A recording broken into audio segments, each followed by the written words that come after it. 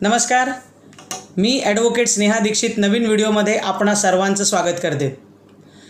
बाजारामध्ये एखादी नवीन गोष्ट आली की जसे चांगली लोक त्याच्याकरता ती खरेदी करण्याकरता तयार होतात, तसेच चोरांची संख्यासुद्धा मोठ्या प्रमाणावर तयार होते। हल्ली सध्या सगळीकडे ट्रेंड आहे तो आयफोनचा। ॲडव्हर्टाईज म्हणा किंवा लोक दुरून दुरून खरेदी करायला रात्रभर रांगेत उभी राहून त्याची वाट बघून वगैरे खरेदी करतायत, मज्जा चालू आहे। परंतु ह्याच्यामध्ये चोर लोकांचा सुद्धा कसा धंदा होतो ते आजचं उदाहरण तुम्हाला सांगते।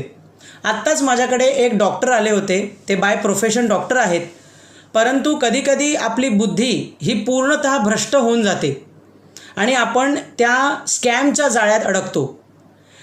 ते ज्या फॅमिलीला ट्रीटमेंट देतात त्या फॅमिलीतला एक मुलगा, कदाचित त्याच्याकडे नोकरी नाही, काही त्याला बिझनेस करायला काही मिळालं नाही, म्हणून त्याची जी बुद्धी आहे ती आयफोन जो 1 लाखाचा आहे किंवा 1.5 लाखाचा आहे तो 55,000 मिळतोय आणि म्हणून लवकरात लवकर माझ्याकडनं तुम्ही घ्या, अशा प्रकारचे फोटोज आणि रिक्वेस्ट त्याने या डॉक्टरांना पाठवली।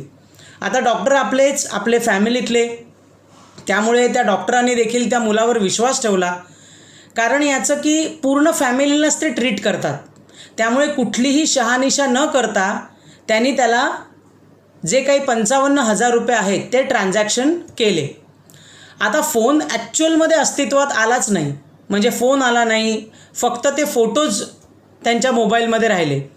आता ते सांगतायत की बाबा जर तू मला फोनच दिलेला नाही आहेस तर तू माझे सगळे पैसे परत कर, परंतु तो मुलगा काही ना काही कारणं देतो आणि ह्याची टोपी त्याला फिरव, त्याची टोपी ह्याला फिरव, असं करत करत पैसे परत करण्याकरता टाळमटाळ करतोय।